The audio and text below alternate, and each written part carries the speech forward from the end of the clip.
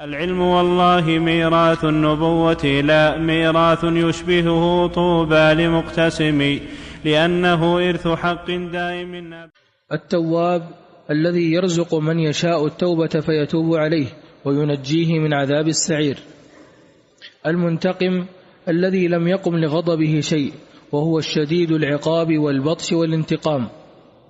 العفو قوله رحمه الله تعالى في اسم الله التواب الذي يرزق من يشاء التوبة فيتوب عليه، هذا فيه إشارة إلى أن اسم الله تبارك وتعالى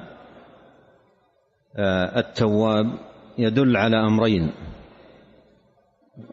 هما من التوبة، توبة الله سبحانه وتعالى على عبده.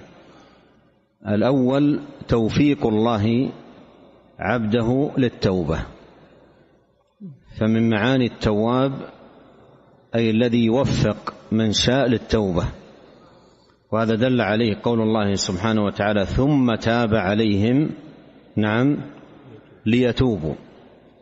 هذه توبة من الله على عبده تسبق توبة العبد، وهي توفيق الله عبده للتوبة، فلولا منة الله على عبده وتوفيقه سبحانه وتعالى له بالتوبة لما تاب.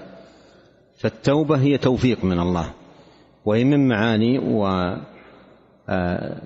يدل عليه اسمه تبارك وتعالى التواب، أي يوفق من شاء للتوبة. المعنى الآخر قبول التوبة، والذي يقبل التوبة عن عباده ويعفو عن السيئات.